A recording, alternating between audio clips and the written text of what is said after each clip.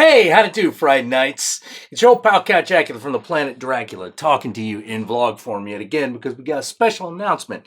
This Friday is the opening of Wyrmwood Road to the Dead, which I was lucky enough to get a screener through because not only is the Cat Jackula show part of ChannelAwesome.com, we are also part of Crypt TV, and they got us the screener of Wyrmwood Road to the Dead, which is the first feature film by, I can't really pronounce the director's name, but there it is.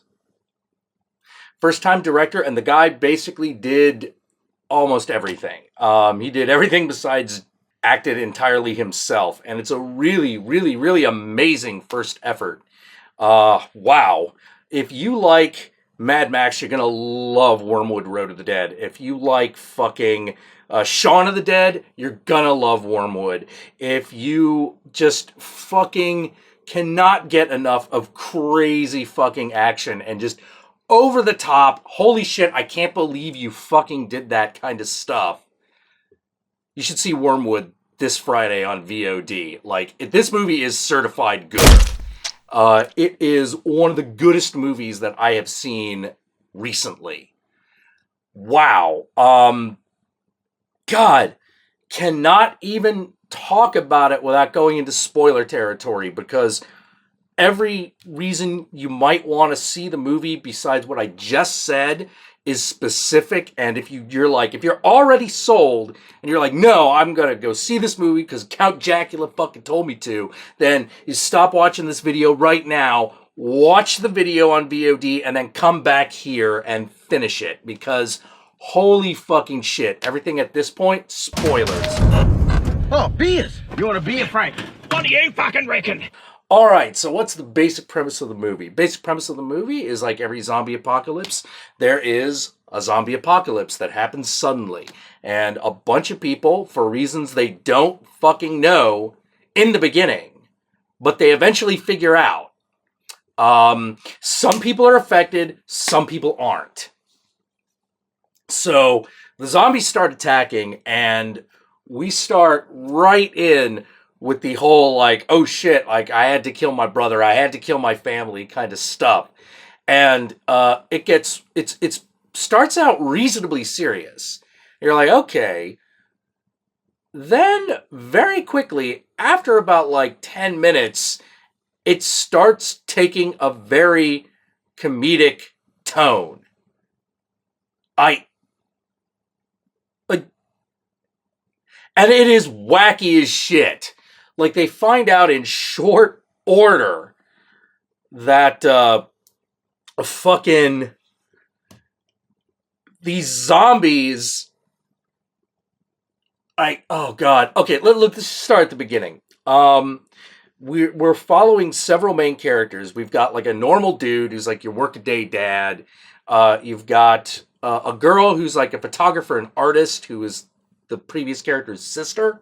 And then you've got this Aboriginal guy who is just trying to, like, make it through one more day. And he is essentially the comic relief, but you kind of like him. Even though he does stupid shit, you're just sort of like, God damn it, dude, why'd you do that? But he's just kind of entertaining to watch. The girl finds out that the zombie apocalypse is happening because she's doing a sexy photo shoot with a girl in zombie makeup who's doing one of those, like, yeah, I'm a sexy zombie chick. And then that chick turns into a zombie in the middle of the photo shoot. Which right away, you're like, all right, I see where you're coming from, movie. I see where your heart is at. Like, we're on the same page. The normal dude, his house gets invaded by a zombie. He has to defend his family, and then his family turns. He has to kill them. Holy shit. The Aboriginal guy has to kill his brother while he's on a camping trip. And the next part of the movie is how they all run into each other. Like, the brother is trying to save his sister, but the sister gets waylaid by government scientists who for some reason want to test her blood, and you find out why.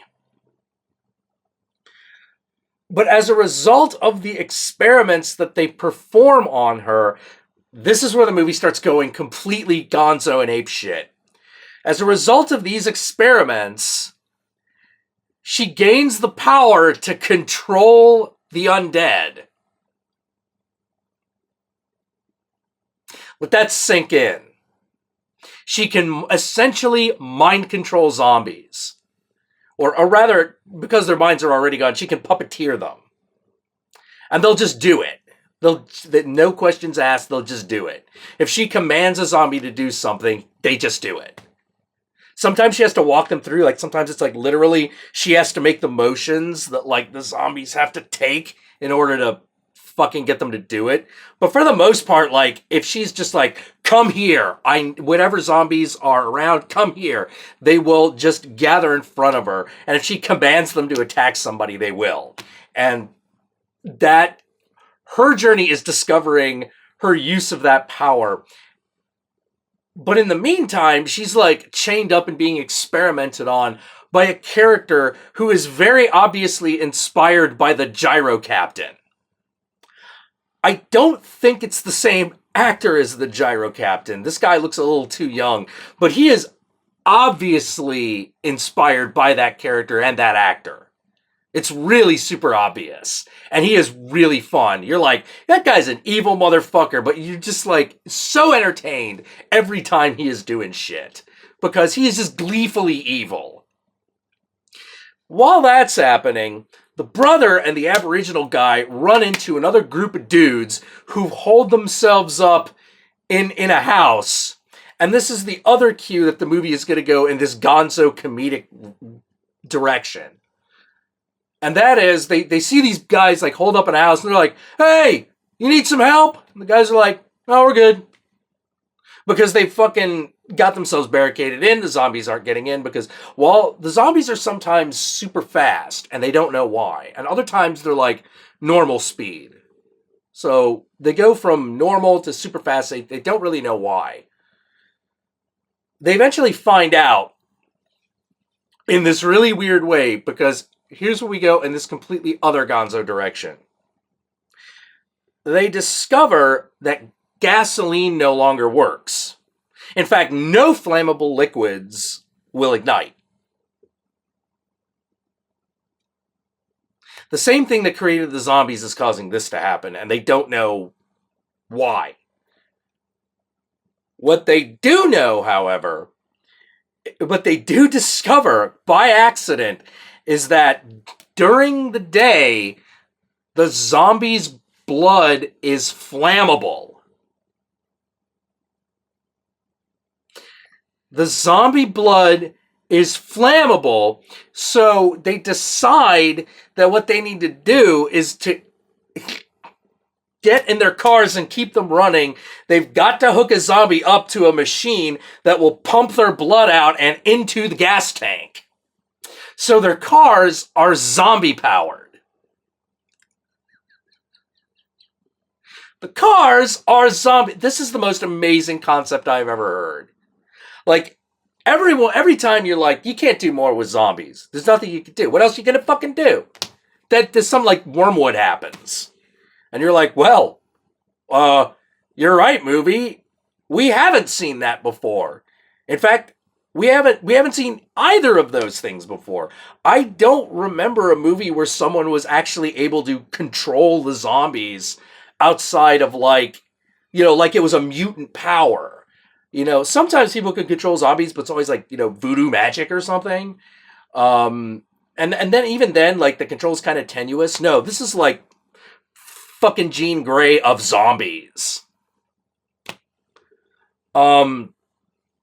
Oh my god. And then just using zombies as fucking a fuel source is just fucking genius. It's so fucking genius. The actress, one of the actresses that you might recognize in the movie, you probably only going to recognize her from a movie called Bug. She played one of the main characters in that movie. She plays one of the characters in this movie. Outside of that, mostly unknown actors. It's an Australian film. I think I mentioned that before, but it's an Australian film, and it definitely harkens back to like the gonzo fucking Australian films of the 80s, like absolutely. if there's one criticism of the movie that I have, it is its blood splatter effects. The movie uses After Effects blood splatters. Excuse me. And that is the one weakness of the film, which is the blood splatters are not that cool. Now, a lot of the actual other gore effects are fine. You know, the actual blood like spraying out of stuff or, you know, like people being dismembered, that's all cool. That's all fine. You know, the zombies themselves look good. But for some reason, like the bullet hits, those look super fake. And it is a little distracting. And it is what kind of keeps the movie from like reaching hobo with a shotgun levels of awesome. But it is very close. If you can forgive bad blood squibs, but all the other effects are fine, you're going to get through this movie loving the shit out of it. Like the Countess really loved the movie. I loved the movie. She really loved it. Like, she could not get enough of it. Like, she wanted the movie to keep going. And I'm pretty sure the movie's like about an hour and 45. It might even be 2 hours. But that's another thing about this movie. This movie moves fast. It is fast. It does not slow down. The slowest you get is the opening right before all the comedy hits.